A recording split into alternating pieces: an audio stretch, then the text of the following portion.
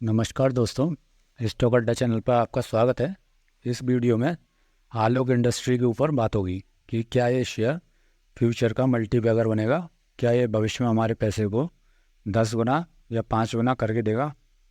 तो दोस्तों, सबसे पहले हम इसकी सेल्स पर आ जाते हैं, यानी कंपनी का जो प्रोडक्ट है वो किस हिसाब से सेल हो रहा है। और देखिए, सितंबर 2013 में 21,388, मार्च 2019 में 3,352 घट गया है। यानी सितंबर 2013 और मार्च 2015 में तो ज़्यादा था, लेकिन बाद में घटता गया, कभी ज़्यादा कभी कम। इसमें कोई कंसिस्टेंसी नहीं है इसकी सेल्स ग्रोथ में। आगे देखेंगे हम नेट प्रॉफिट देखेंगे, यानी सेल्स तो हम देख ही रहे हैं डाउन जा रही है, प्रॉफिट को देखते हैं। बेशक वो भी डाउन ही जाएगा, मगर हमारा देखना तो बनता है। देख सकते हैं मार्च 2011 से कंपनी जो है, कंपनी का जो भी डिटेल है इसमें वो मार्च 2011 से है। तो मार्च 2011 से ही देखते हैं हम। नेट प्रॉफिट कितना था? 312, फिर 2012 में 93, फिर 297, 258, फिर देख सकते हैं आप 2016 में -4,357, यानी लॉस लॉस लॉस, -18,580 का लॉस। फिर देख सकते हैं आप कभी प्रॉफिट कभी लॉस, और फिलहाल भी लॉस में ही है, -965 करोड़ की लॉस में है कंपनी। यानी कंपनी जो है कहीं से भी अच्छी दिखाई नहीं देती है। इसकी जो है क्या है, ऊपर नीचे है, यानी कंसिस्टेंसी नहीं है इसके प्रॉफिट ग्रोथ में। लगातार चाहे कंपनी स्लो ही बढ़े, लेकिन बढ़े तो सही।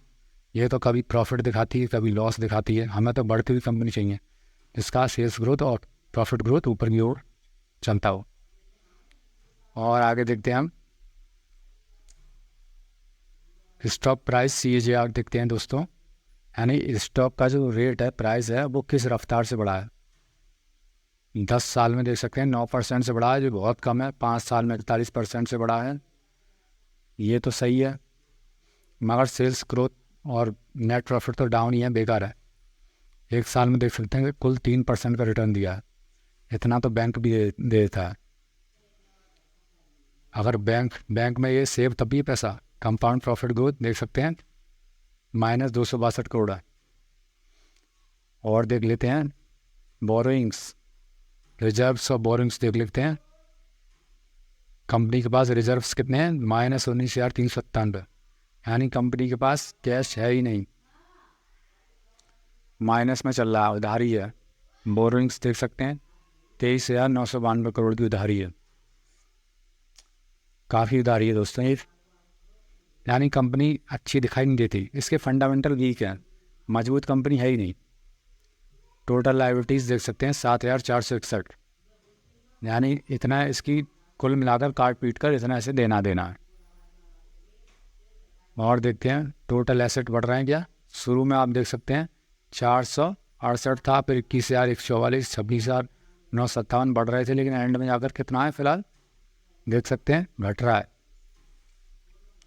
फिलहाल 7,461 करोड़ के एसेट हैं इसके, यानी एसेट घटे हैं। जो भी मशीनरी है कुछ है उसकी वैल्यू जो है घटी है। नेट कैश फ्लो माइनस में है फिलहाल, -3 करोड़।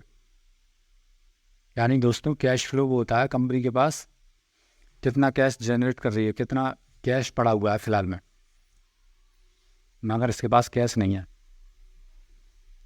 अब हम इसके चार्ट पर आते हैं, यानी चार्ट पर हम ये देखेंगे इसका ग्राफ कैसा है, इसने कैसा रिटर्न दिया है। 5 साल में इसके शेयर के प्राइस को देख सकते हैं दोस्तों, फिलहाल 18.60 रुपये पे है। और हम देख सकते हैं कि 5 साल में इसने कुल 15-16% का रिटर्न दिया है, जो कि बहुत कम है। मार्केट कैप देख सकते हैं 9,024 करोड़, 240 करोड़, 9,240 करोड़ की है मार्केट कैप, अच्छी खासी है। लेकिन शेयर का प्राइस देखकर क्या लगेगा कि छोटी कंपनी है। छोटी कंपनी नहीं है ये, इसके शेयर का प्राइस ऊपर से बहुत गिरा हुआ है। कभी ये अच्छा खासा ट्रेड करता था ऊपर के रेटों पर, क्योंकि लेकिन इसने क्या लॉस दिखाया तो गिरते गिरते आज ये यहाँ पर है। इस तरह की कंपनियाँ हमें नहीं खरीदनी होती हैं। बहुत से यूट्यूबर हमें सजेशन देते हैं। देख सकते हैं दोस्तों, एक टाइम पर 20 मार्च 2020 से और जुलाई 2020 तक इसने कितना दिया था? 872% का रिटर्न। यानी दोस्तों 1 लाख रुपए को 8 लाख रुपए से भी ऊपर ज़्यादा बना दिया था इसने। कितने देख सकते हैं, मार्च, अप्रैल, मई, जून, जुलाई, ये 3 या 4 महीनों में ही इतना रिटर्न दे दिया था इसने। कितना? 872% का, जो कि बहुत होता है। 1 साल भी नहीं लगा, 3-4 महीने में ही दे दिया था, देख सकते हैं। और अपने टॉप से जो इसका हाई है, वहाँ से अब तक कितना गिरा हुआ है? 64-65% गिरा हुआ है लगभग।